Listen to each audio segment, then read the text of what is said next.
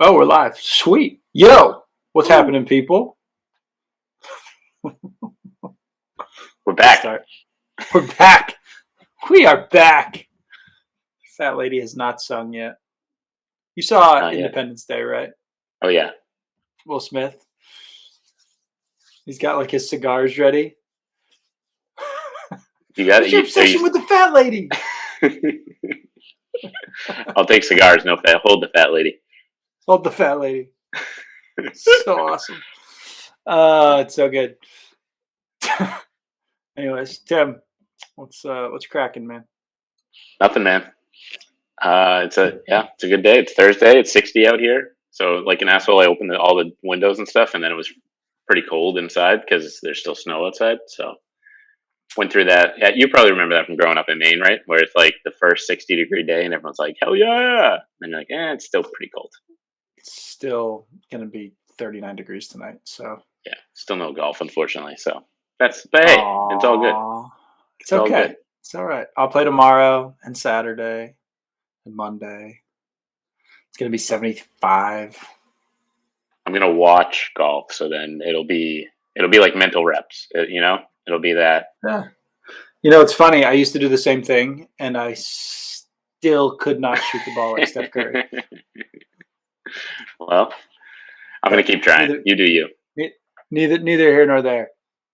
All right, so let's so this is actually an important conversation today. We're going to talk about tendinopathies in golf, which is something. So most people think of it as like tendinitis, like my elbow. I have golfer's elbow. I have tennis elbow, etc. So we're going to talk all about tendinopathies, what that means, what tendons are, what you need to know about them, how to handle them. And the answer is not probably what you think it is or what you've been told by every healthcare practitioner you've probably encountered, unless they were actually up to date on what the science of tendinopathies are. But first things first, let's quickly hash out this Saudi League, LIV Golf, PGA Tour mess. Because today Mickelson came out, and that's thrown another monkey wrench in this whole thing. So where are you at right now with this whole thing? I don't know, man. It's pretty muddy water all around, because it sounds like I forget the journalist who tweeted it out this morning, but like he said that apparently they've been waiting to have 20 committed players before they make any sort of announcement about like contracts or whatever. But then you've got some interesting stuff from like Phil, right, where he said he's been like publicly critical of the PGA Tour, and he seemed to want to be paid more. So like, seems like if they're going to be paying in the hundreds of millions, he's probably going to be one of the people that would go. Right. You've got Lee Westwood, who said like, I signed an NDA, I can't really comment. So that's like, so is he? Odd. What does he know? Right. What is he involved with? Who knows? And then you've got some other guys like DJ, who was just like, it's a good concept, makes it more interesting, and he's played a bunch. But I'm not interested, kind of. Yeah, but he's played, since 2019. So the last 3 years he's played, or 4 years he's played in Saudi Arabia in tournaments. So who knows there? That's a lot of speculation. And then you have the Bryson stuff where people are going back and forth, right? You got Jim McLean. Yeah. I don't know what do you think Jim McLean just woke up and chose violence? Yes, 100%. I'm pretty sure he was the first. I'm pretty sure he was the first one to put it out there. It's like, he like lit the match, and he's like, watch it burn. He just walked away. It was like walked away. Was probably silent. He was probably coaching all day. He was on the driving range, just like, had a bunch of pros or college kids coming through, juniors, and was just like teaching all day. And meanwhile, the internet was crumbling. Yeah, crazy. But I don't know. I don't know, man.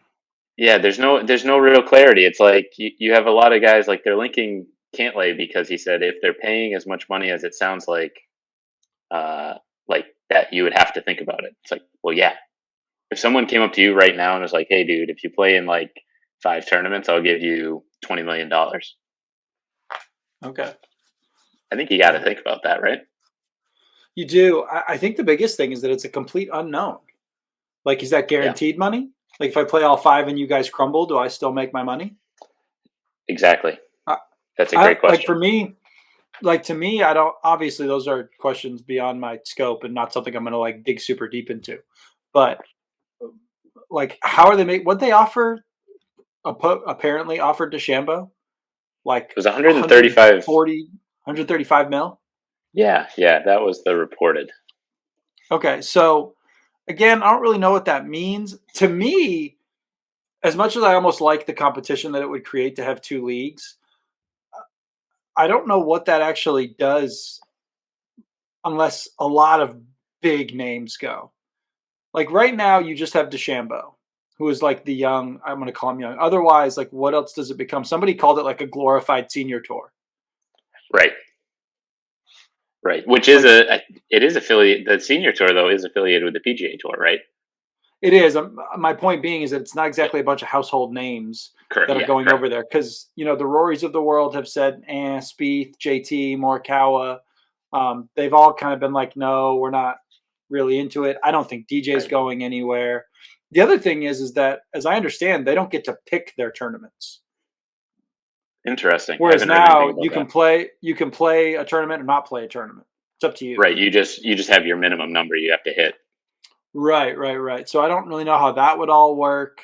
And the other thing is the excommunication from the PGA Tour. Like you go somewhere else, you're no longer on the PGA Tour. Which, I'm trying to think of other sports where that's the case.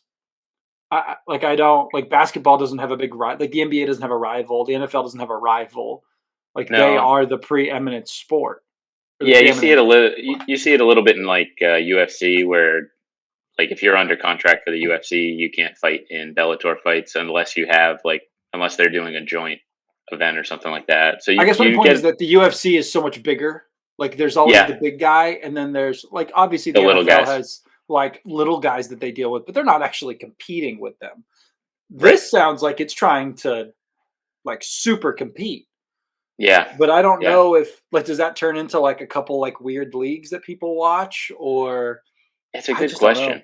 And it's to compete with the PGA Tour is going to be tough, right? Because they have like I don't know how many tournaments exactly they have, but they have it's in the 40s, right? It's like 40 something tournaments. So if you're only going to have a handful during the year, what are people going to watch you once a month? You think it's going to be tough to tune into unless it's like a big name event or big, I don't know, something that draws you in, So the guys over at Golf Digest were saying, and I quote, should a high number of 35 and younger players with playing pedigrees and popularity side with the Saudi-backed league, professional golf could transform into professional boxing, a sport whose competition has been watered down by rivaling governing bodies with conflicting financial interests. The sport's relevance and to an extent existence would be at stake. I think that might be a little bit of a stretch, but it's true in the sense that you are watering down the competition. Like you're not, this is different than like having multiple businesses that are competing against one another and thus have to be better because you only have a small percentage of people who are this good at golf.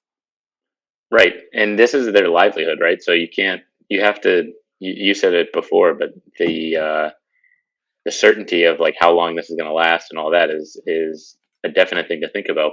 Like Colin Morikawa, his comments were pretty interesting. I was watching him yesterday. He said like he asked some questions or wanted to talk to people and he just kept getting passed to different people. Like he heard from a source, like this is going on. He wanted to talk to them about it and just ask a couple questions. Right. But he just kept getting passed around. So that's like if you went to a job interview and you were like, what's my job going to be? And they were like, well, talk to like Ken in human resources. Well, talk to this guy and, in that office. It's like, that doesn't make you feel too good about the operation. Yeah. And so this is a fun hypothetical in my mind. What if all of this was just some giant ploy by by like other groups to just make the PGA Tour better? Right. Like to make them make corrections. Phil said that today. It was something along the lines of like, if this is going to make the PGA, make some updates, so be it. Oh, what did he say? Yeah, no, that's exactly what he said. It's going to make them adapt. Make them and it'd adapt. be interesting.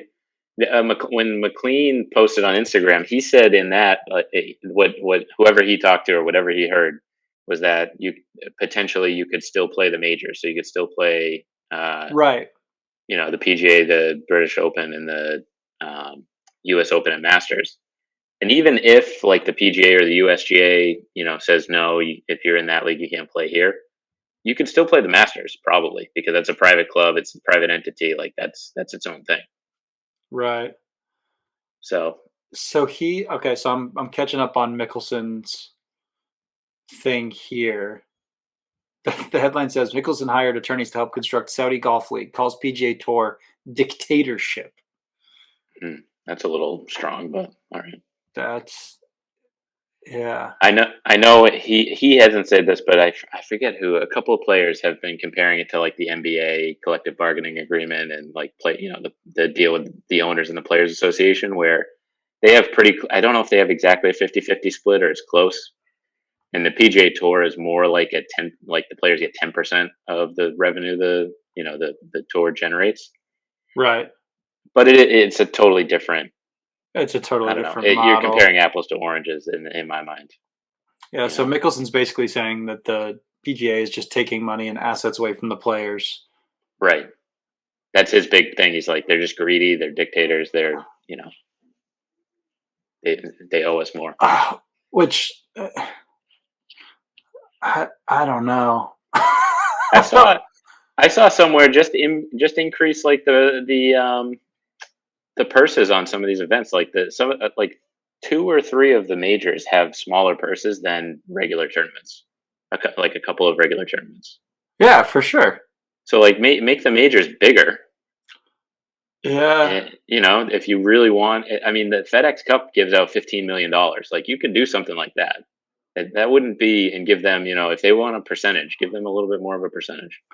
So somebody in here, which is interesting, said Shipnuck, which is this, had an interview, or he did the interview with Mickelson. And I guess he's got an unauthorized biography of Mickelson coming out in May, which is interesting. Yeah, I saw he said that Mickelson's partnership could be bred out of personal financial issues due to gambling losses, with a source telling Shipnuck that Mickelson's sale of his private jet raised eyebrows. There's a different take. Yeah, I hadn't heard that one. No, we'll see. That's quite a bold take. That's a bold take. But so is calling the PGA Tour a dictatorship. True. Yeah. No, it'll be interesting to see how it pans out because it's right at this point. It's just seems like midday like soap opera drama. Like it's just Yeah, it doesn't. Crazy. I don't know. Anyways. Yeah, TBD. We'll see what happens over the next week, and then maybe we'll have an update next week. Maybe not. Probably I'm going with not. Or it's just like a dud, and it just gets pushed off. Like, maybe later. Like I don't know. We'll see. But on a more important note for the people that are listening to this podcast who don't give 2 craps about some Saudi league. Fast forward. Fast forward to something a little more important, aka tendinopathies. Yeah. So let's dive into this. So a lot of people, especially in golf, deal with actually, funny enough, with tennis elbow more than golfer's elbow. So those are different things. But in golf, those are the things you see the most. You might see a little bit of like patellar tendinopathy, maybe a little Achilles tendinopathy, but pretty rarely, right? Because of the way the arms work in the sport, the elbow just takes the brunt of it, and that tends to be it. So first things first, let's just talk about what tendons are, and let's kind of have a little conversation about what that looks like and go from there. So tendons are just a form of connective tissue that we have all throughout our bodies that attach muscles and bones. Right, versus ligaments, which attach bones to bones. Right, so the ACL in your knee goes from bone to bone. The Achilles tendon goes from your calf to your heel. Right, so tendons go from muscles to bones First thing you need to understand. And it's made of connective tissue, right? So they have a ton of collagen proteins, and they are very, very good at transmitting force, absorbing and transmitting force, right? Because they're dealing with muscles pulling on them and they have to stay anchored, right? That's really all you need to know about tendons. Anything else you feel like needs to be added to that? No, they're strong as hell. Like they're, I think people like with, especially with the internet right now, where you see videos online of people like popping their Achilles tendon or like, benching and pulling their pec or something like that. Right. It can be kind of scary, but tendons are so friggin' strong. Like those are Stupid strong. Like one, the 1 in 1,000, 1 in more than that occurrences. So they're super strong. I remember Cadaver Lab like trying to cut through some of them, like the Achilles or pec tendon. It was like, you can dull a scalpel blade before you get through it. Yeah, it'll definitely take some time. So just understand that tendons also are avascular. Yeah, or like very little. Or very, very little blood. Yeah, like just the part that attaches the muscle has a little bit. Other than that, it's got nothing. Right. So that makes them more difficult to heal. Yeah. Obviously, unlike a bone or unlike a muscle, if you strain it or if you break it, there's lots of blood flow. So there's lots of nutrients and all the stuff needed to help that stuff there. Tendons, on the other hand, don't really have that. So that's part one. Part two to understand is that they adapt. So although they may not have blood flow, they are very adaptive structures and they will adapt to the mechanical stresses applied to them. Right. So those are two important things to remember. So remember, tendons go from muscle to bone. They adapt to stress and they don't really have a lot of blood flow. So making or healing is a little more complicated there. Right. So now let's talk a little bit about tendinopathy, which historically is called tendinitis. Right. So why? Perfectly timed dog sigh in the background. Just looking at me like, let me out. So, tendinopathy. Sounds par for the course. So tendinitis is what most people think of it as, because we would think of it as itis just means inflammation of a tendon. However, contrary to popular belief, do we have inflammation in tendons? No, not typically.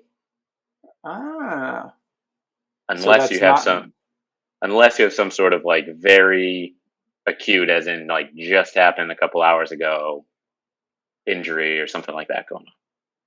Right. We don't tend to see inflammation in tendons as a whole, right? Because again, they don't have any blood. Yeah. There's no blood. Yeah. So, all of our good data essentially shows that that's not really a big thing. So that's one of the reasons why we do not call them tendinitis anymore. The name has flipped to tendinopathy, right? Or basically like a pathology of the tendon, right? It basically just means that there is a changes in the tendon that are affecting structure. It could be pain. It could be, microscopic damage. That's all a tendinopathy is it could be pain, reduced tolerance to loading, right? Anybody who's ever had tennis elbow before, right? Which is just that outside part of your elbow hurting. That's really it. Yeah. Or like think about plantar fasciitis, right? Because that's basically a tendinopathy. Mm-hmm. A lot of people deal with that, but think about how that usually behaves. Like in my experience, I've had it a couple times here and there. Usually it kind of comes and goes, right? So like maybe 1 week it's really bugging you. You really don't do much different, and you go out and you can play fine for like maybe 2 weeks, and then it comes back. If there was something really seriously wrong there, that wouldn't be the case, right? It would just either stay the same or most likely progressively get worse. Right. So when it comes to tendinopathies, how do they happen? Like, why do I get a tendinopathy? Like, why does the inside part of my elbow hurt? And like, if you touch the bone, I'm like, oh my God, shoot me. Like, what do they result from? Well, you mentioned, so they don't have great blood flow, right? And they do respond to the stress you put them under. But at the same time, that stress is always a balance, right? So with any tissue in your body, your muscles, your tendons, your ligaments, it's that balance between stress and rest, right? You want to, in order to make sure that tissue is strong, you need a certain amount of stress, but then you also need to rest it and let it do the magic stuff behind the scenes, to get stronger and more equipped for whatever your sport is. In this case, golf. Adaptation. So, I mean, just That's it. let's equate this to any other part of the body. The body needs a certain amount of stress that causes an adaptation, and you have to have enough recovery to make that happen. So if I do something, or if I overload any tissue in my body beyond its physical ability, something is going to happen. If it's a muscle, it can strain. If it's a bone, it could break. If it's a tendon, it could have, some kind of, sprain to it, right? Some kind of like low grade, micro tearing or whatever you want to call it, right? Some kind of tendinopathy, right? So typically though, with tendons, we see this with kind of long-term loading, right? So we see this often in tennis players. We see it in golfers. You're going to see it in repetitive sports where you're doing the same thing over and over and over and over again, right? And there may have to be some change that you're not seeing. So you tend to see it with people that like all of a sudden they decided they want to hit the ball harder. Yeah. And so they go to the range and they take 40 hard as shit swings trying to swing out of their shoes. And the next day they're like, oh man, my freaking elbow is killing me. It's like lit up and like the bone hurts. And that tends to be when you see it, as opposed to you just doing what you're normally doing. I also tend to see it when people are overdoing it. Like, hey, this is my 5th day of playing 18 in a row, which I never play more than 2, and I've played 5. Yeah, no, that's too much. And up here, you're going to see it April 1st, I guarantee it, because that's when scores open. If there's no snow on the ground, there are going to be a lot of people who haven't done anything all winter, right? They didn't go to the range at all. They didn't go to the gym. They didn't hit a golf ball or think about it. And then they're going to show up and try to play, Saturday and Sunday that first weekend. And you're going to feel it for sure the next couple of days. Right. But that's where I had a friend last year who was like, he went out and played 36 on a Saturday in like the end of March because it was warm here and stuff was open. He's like, dude, my Achilles is absolutely killing me. Like, it's terrible. I've never had this before. I was like, well, what'd you do? He was like, I played whatever. All right, what have you been doing? He's like, dude, literally nothing. He's an accountant, so he's like, it's busy season. The fact that I could get out was amazing. I've just been sitting at a desk. It's like, dude, that's it. Are your calves really sore? He's like, yeah, my calf muscles are sore as shit. It's like, all right, do a little foam rolling, be gentle with them, move them around. I bet it'll go away in a couple weeks. And he never mentioned it again the rest of the summer. It was just that one day, huge spike, haven't done anything. And then after that, he was like, oh shit, I probably shouldn't do that. And he more gradually increased his swings and that sort of thing. Which is really the name of the game for all injuries. It's most of the time people do something they haven't been doing. And I just had a guy that I was talking to today. He's like, I've got, right-sided shoulder pain. I think it's like my rotator cuff, because anytime someone has shoulder pain, it's automatically a rotator cuff issue, naturally, which we'll do another podcast on. Even though there are say thousands in some way or another. Say thousands of structures at the front of your shoulder that it could be, but that's we'll talk about that. Don't worry about it. It is what it is, right? Or it could be no structures for that matter, which is even more fun.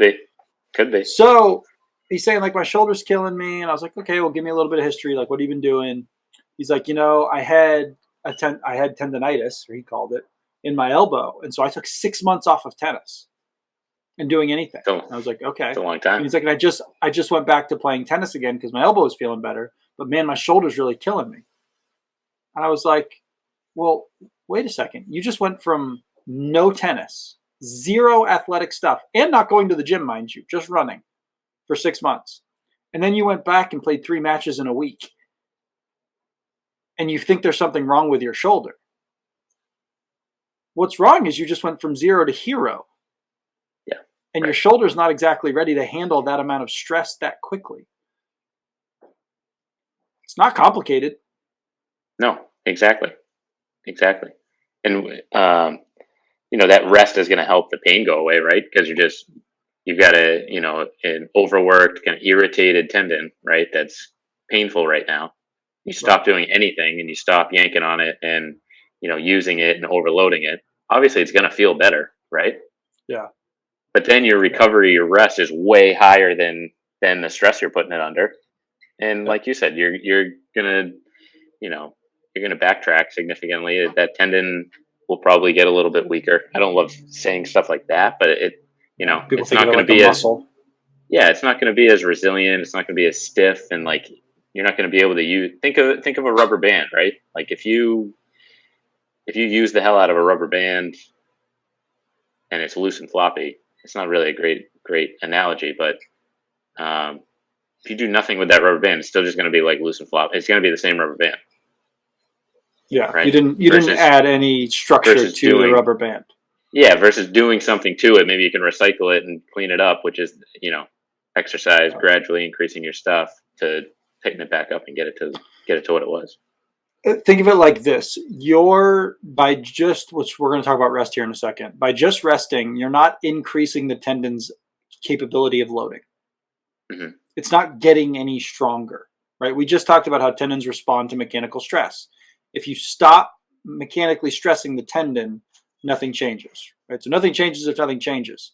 So whatever load it could handle before, it's not any better now, or it's worse now, right? So let's talk about some key points about handling tendinopathies in a rehab process. Like, okay, well, I have this. What the hell do I do about it, right? You know what tendons are. You know how this occurs. What do we do about it? We just talked about rest. Resting is not a recommendation. We do not tell people to rest. In fact, just like we just said, it can be harmful because you're not actually loading the tendon. So you're not actually improving its ability to handle load. You're just dealing with what you already have pain-wise, right? So resting is really not going to help because your tendons aren't going to adapt. And if the tendon's not adapting, it's not helping you do your activity. But people will say, oh, well, I took 6 months off and it went away. Congratulations. It always tends to come back, or it can come back. It's always frequent flyers when it comes to tendinopathies. Oh, it came back again. Well, you took 4 months off. Right. And to be clear, when we're saying rest here, we're not talking like you work out 5 days a week and take 2 rest days. We're talking like you're not working out at all, or you're not doing anything. You're not playing golf. You're not hitting the range. You're not doing anything at all for an extended period of time, a few weeks, few months. So you definitely need the rest days in between, but that's in between work days, hard work days. Yes. Yeah. 100%. So that's part one, is understanding that rest is not something we recommend doing. You need to actually load it. Part two, it is going to be painful throughout the rehab process. It's going to probably hurt. Like it's definitely not going to be pain-free. It is not going to be pain-free. Yeah. Most things in rehab aren't, and really most things in rehab shouldn't be. Right? We're trying to fine-tune your brain so that it's understanding what is safe and what isn't safe. Pain is involved in that because it's our body's way of telling us that something is or isn't safe of sorts. So understand that we don't want to think of things as being pain-free. Tim and I have talked on here about, our ceilings for people. Like, hey, if it's like a 4 out of 10 pain, that's as high as I want it to be. It's still pain to you, but it's a manageable pain, or it's a tolerable pain. Like, what is a tolerable pain level for you? And let's continue to load that tendon through that. Exactly. We're not being masochists here, right? We're not just seeking the pain and like, all right, I gotta make sure when I do this, I feel it. It's like, no, it's acceptable to feel it. And it's probably going to be uncomfortable at times, but we're not just drilling ourselves into the ground either. Again, and realize that's going to ebb and flow. Like, there are going to be some days where it hurts more than others, and some days, like we're seeking when we have. I mean, don't get me wrong. Tim and I have both had tendinopathies of our elbows and other, various locations in our bodies. They suck. Yep. Like, you touch your elbow, like you go to open a door and you're like, oh my God, that is so painful, right? Yeah. They suck. And we want pain relief. But you have to understand that there's a certain level of pain to experience. So I'll give myself as an example. A year ago right now, I was dealing with some medial tendinopathy. right of my elbow, right? Inside of that elbow. Tendinopathy, right inside of the elbow, right? Pull-ups, killer, rowing, any grasping killed me. But as any approach I would tell clients of mine to take, I slowly went, and kind of hit things at a pace that was good. So I could row as long as it was 50% of my normal weight. I could overhead press. I could do lat pull downs. Those didn't bother me as much as pull-ups did, right? A little less load. I could chip. I could putt. I could 50% my 9 irons, 8 irons without it feeling like it was debilitating me. It was tolerable for me to go through those things and I could still work on it. I did that for 2 months. And for the most part, it went away. But I didn't lose 2 months because I just rested it. Right. I still made progress in other things. So that's important to know. And there were some days where it hurt more than others, but I continued along the process of, is it a 4 out of 10 pain when I do an activity, roughly, right? And am I noticing that I'm able to grip a little harder, do a little bit more across time? Yeah, that's the key. That's the key. I've been lucky. I haven't had anything recently. Very, very lucky. Mr. Run 50,000 miles. Yeah, that when I was doing that, at one point I had hamstring tendinopathy for over a year. That might be worse than elbow, because anytime I sat, I couldn't lean forward. If I sat down and leaned forward, it was just a stabbing pain right in the middle of my ass cheek. That was awful. But I could still run. It was just those. If I hit it the right way, it was just terrible. Ischial tube just taking a pounding. Just taking a pounding. Not fun. Oh, that's a great name. Ischial tuberosity. The tuberosity. Tuber. Anyways. So the other thing that we always get asked about is how long is this going to take? Yeah, that was going to be my last point too. Yeah. So it takes months. Yeah, it takes a long time, man. It can take months, which is one of the reasons why we do not recommend resting. If it's going to take a couple of months for you to get rid of this anyways, why are we doing nothing? Because nothing is going to make it go for longer amounts of months when it comes back again. Yeah. Doing something is going to limit the amount of months you've got to deal with this stupid thing. And it is annoying. It is super annoying. Sucks. I can't stand it. I avidly try to avoid it now. If I have workouts pop up that I'm like, I haven't done that many kettlebell swings in a really long time. Yeah. I'm breaking that workout up. Yeah, definitely. That's the way you have to do it. That. Yeah. I'm going to go run 5 miles and I haven't run 100 yards in 2 months. I don't think so. Probably not a great idea. Probably not a great idea. Never mind for tendons, but for any other structure. Exactly. And you're just going to feel like trash. I mean, you might have a little endorphin high after, but you're going to feel like trash. And I think we mentioned tendons don't have blood flow, right? So it's going to take a long time, because they're not, if it was a muscle that's getting, blood pumped through it all day, every day, bringing good stuff to heal up and bringing the bad stuff out, your timeline is much shorter. That's why you see guys strain their calf in the NFL. They come back in a couple of weeks. And they're loading that calf for 2 weeks. Exactly. Yeah. They're doing stuff the whole time. Yeah. If you have, I won't use muscle example again. If you have a hamstring strain, depending on what grade you have of it, even severe ones, you're loading your hamstring as quickly as you can. Even if it's isometrics or if it's something like that, we want to activating that muscle. I hate to use the word activating. Yeah. Using a muscle creates blood flow to that muscle, which you need to help heal said muscle. Right? Any of you who have worked out before know what it feels like to be sore the day after a workout. That's because you micro-torn your muscle. Yeah. It's not, that's one of the reasons why you're sore. Yeah, and in the same vein, everyone that's probably worked out before has felt the pump, right?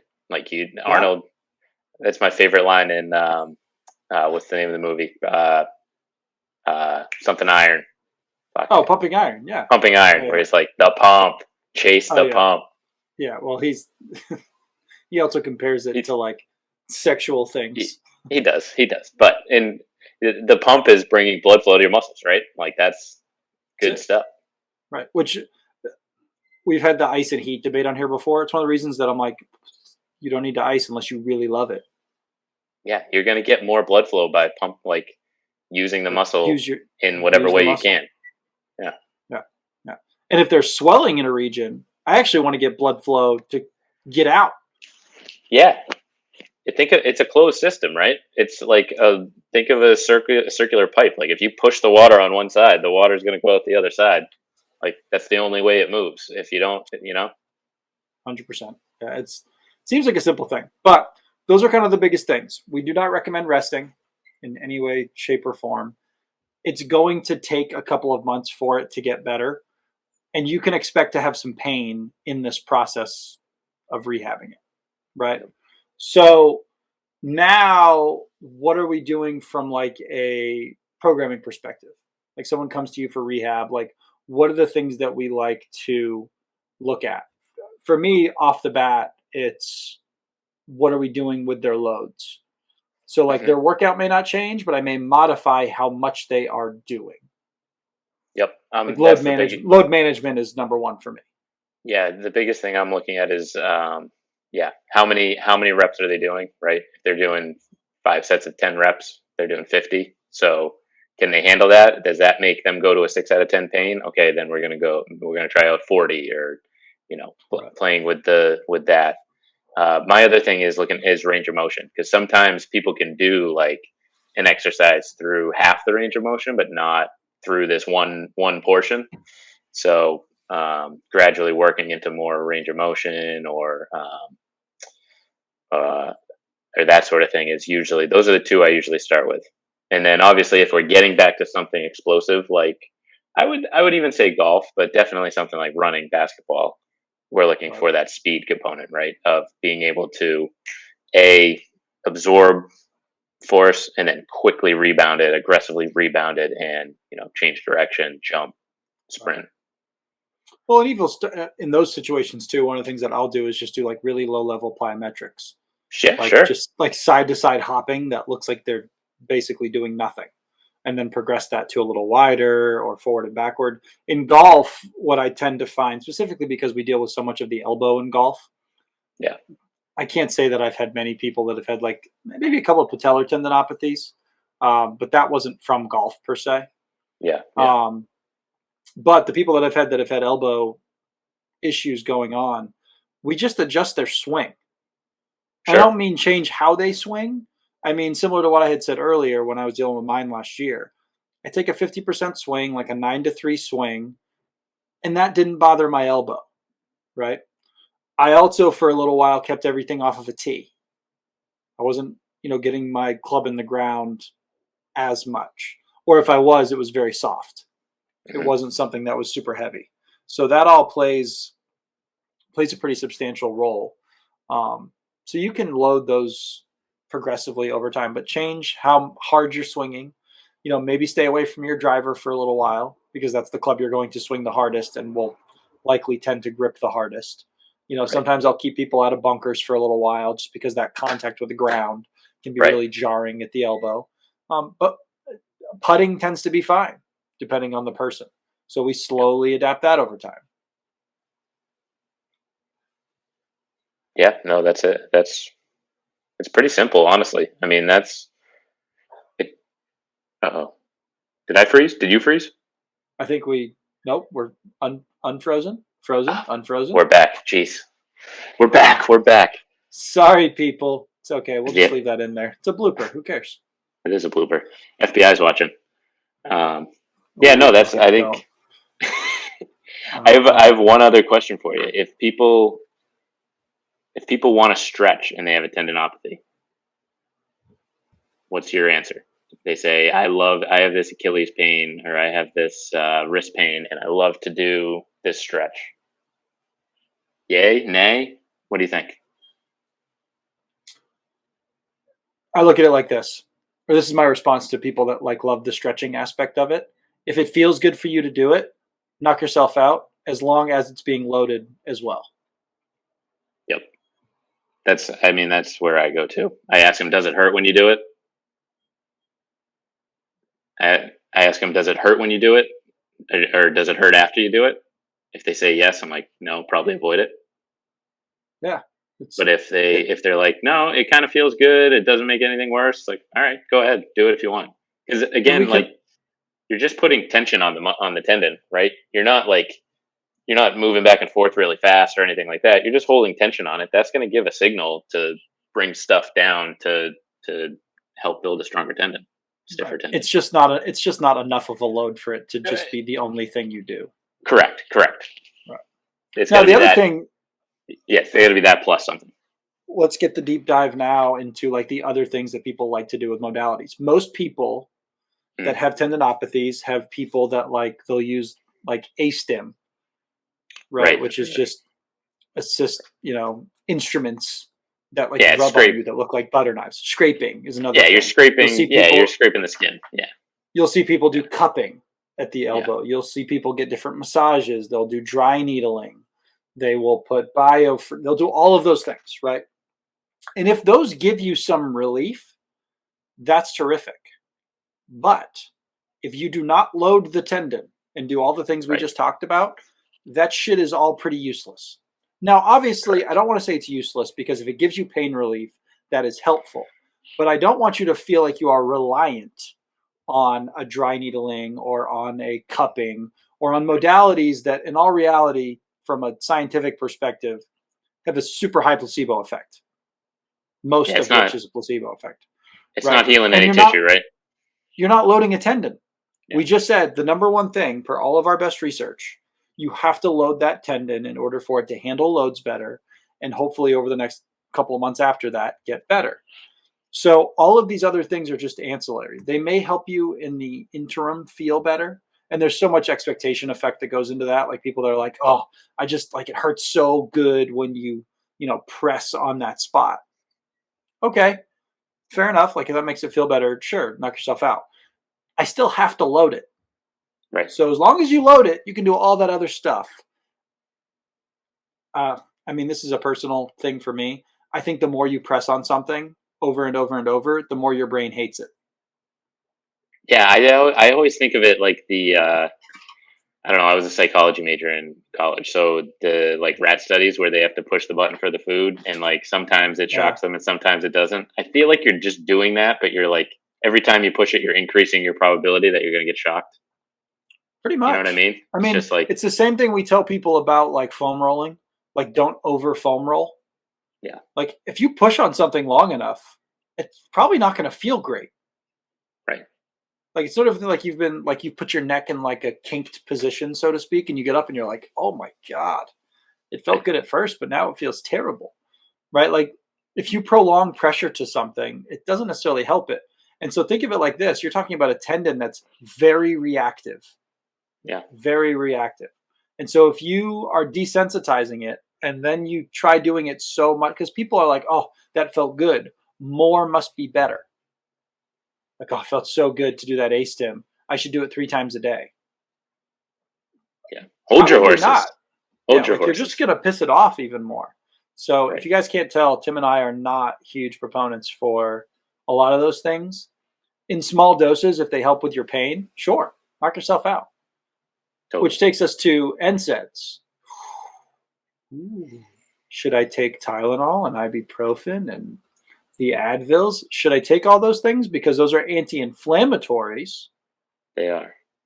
And what did we say about inflammation? Precisely. We have none. So what are you taking a bunch of stuff that's... Now, again, it's amazing how many people are like, hey, Advil helps me feel better. And I'm probably bursting so many people's bubbles right now. Like we're the worst in the world being like, Advil's not really doing anything. They're like, well, then why do I feel good when I take it? Well, because we live in a world full of placebos. Not a bad thing, but I'd rather if you didn't take Advil for, a week, 4 times a day. Yeah, especially when you think of like the ramifications, right? Like taking ibuprofen a lot is not great for your stomach and like your gut. Too much Tylenol and right.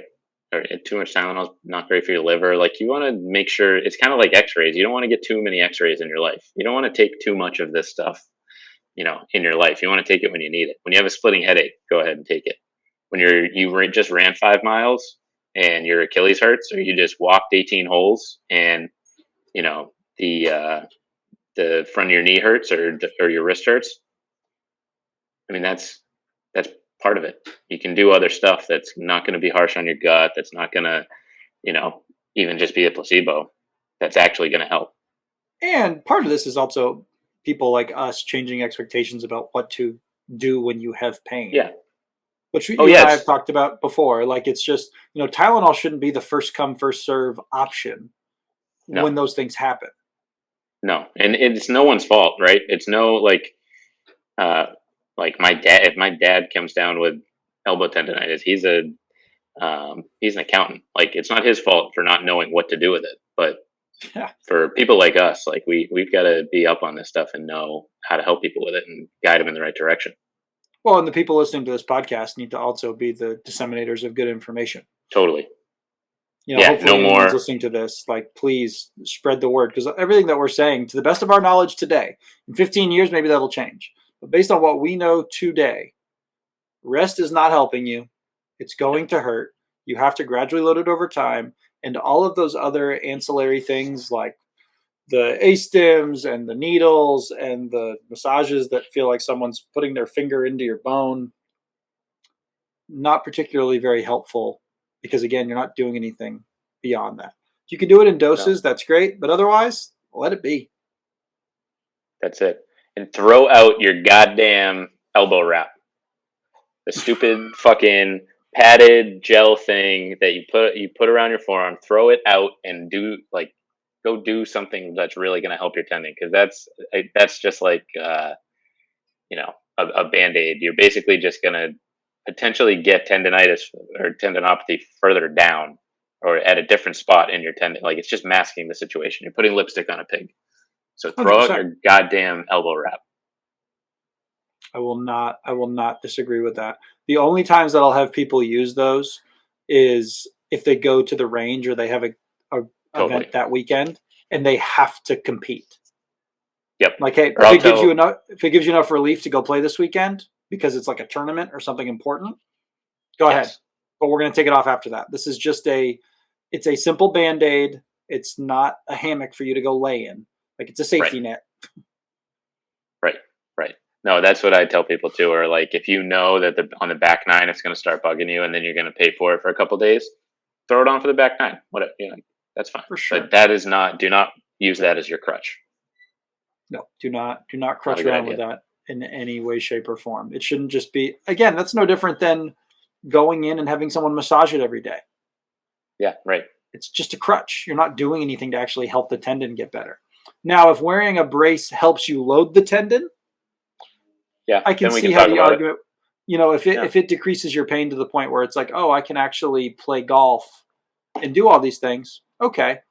But then are we weaning off of those things as time goes on? Right. We never want to be reliant on some kind of modality or brace or whatever it ends up being, unless we absolutely have to, which is very rare. Very rare. Yeah, no, very rare. Very rare. And one last point. I don't know how many last points we've had, but just having a lot. We just keep rolling with it. It's our show, right? We can do. I don't know if you watch Barstool at all or follow Barstool at all. So I'm a big Part of My Take guy. I love Big Cat, and he's had, I think, 4 Game of the Years this year when he puts out his picks for bets. He's like, "This is the game. This is the game of the year." And then someone called him on. And he's like, "Well, that was my January game of the year. This is my February game of the year." Like, it's your show. You can do whatever you want. This is true. I like that idea. But yeah, just as a last point too, don't be scared of having tendon pain. Right? It does not increase your chances of like tearing your tendon or anything like that in the future, because that was something I heard a lot, not particularly from golfers, because usually, again, they're talking elbows, but a lot of the runners I've dealt with in the past that have had like Achilles pain, that's always they're like, am I going to tear is my thing? Am I just going to be like 20 miles from my house and my Achilles is going to tear? Like, maybe, but that could happen any day. Yeah, who knows? We should have seen that coming a long way down the road. Right, exactly. Right, like most Achilles getting torn is not from people who are loading them appropriately. Correct. I've usually seen them in people that are like, they fell off a ladder, or they did something completely, like they haven't played tennis in a year and went out and played a full match. Right. End of the season, same thing. Going to exhausted. just doing something crazy. It's like, you overloaded tissues that couldn't handle it, be it because of fatigue or because you hadn't loaded them. right. One way Totally. or another. One small side piece: if you have those things, don't go get imaging. Yeah. Don't get X-rays. Don't get MRIs. Like, I can't tell you how many people are like, I got to go get this looked at because I probably tore something.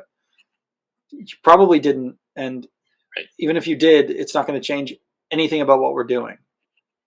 Right? Like, unless you had like an injury, like someone drove over you in their golf cart and like destroyed you. Okay, maybe then I could see, I could like see your argument for getting some imaging done. Most of the time, we do not recommend imaging, generally speaking. Certainly not with tendinopathies. Like, it's just not. It's not necessary to call it a tendinopathy. Just correct. as an aside. Yeah. So if you have one, have fun, load it, have a cocktail, keep playing golf as long as it's not killing you, or just reach out to Tim and I, and we'll make sure that you do the right thing. That's it. It's always helpful to have someone that's helping you with that, because I've got a girl right now who's got some tendinitis, and she'll just like do stuff. I give her a general frame, she does it, and then she reports back to me what's like. All right, that did, last week's stuff did this. It made things a little bit worse. Okay, cool. We'll adjust. It's always good to have someone to bounce it off of. Absolutely. That's what we're here for. So I think that's probably a good place to end. I like it. I think so too. As always, follow us on the socials, Jackson.golfstrong and Tim.golfstrong. Subscribe, click the bells, notifications, all that stuff. Let all your friends know about this lovely little podcast that we have. We like talking about all these fun things. And if you guys need anything, you know how to find us. Tim, weekend plans? Going to a diner in Newton, Cabot's Diner. Gonna get some. I don't know what I'm gonna get for food, because they have breakfast all day and like awesome dinners. But I'm definitely getting a gigantic ice cream sundae. Check my Instagram for that. I'll probably post it. It's gonna be over the top. Epic. How about you? Golf. Yeah. Beer. Yeah, actually, you know what? You don't have to answer that. That's cool. We can Golf. just end it right here. Beach. Beer. Whiskey bar. What else do I need to? Do I need to hit anything else? I think that covers. Sounds like you're over. But Cabot's Diner sounds pretty good. It sounds like you're over scheduling over there. I think you gotta open up your schedule a little bit. You got too much going on. Schedule's wide open. That's why it works. That's why it works so well. I could mess around and find somewhere that's got like a massive cinnamon roll though. Oh, that'd be a good. Yeah, that's that'd be a always good plan. Like a cast iron cinnamon roll. Hell yeah. This is a health podcast. Sometimes. You got to have those days. Oh, gosh, I could live on cinnamon rolls. They're terrific. I say that right now as I'm about to go work out here in an hour and die. So, yeah, you earned it. I'm going to earn my cinnamon roll. Let's go. That's it. All right, people. We will holler at y'all later. That's it. Peace.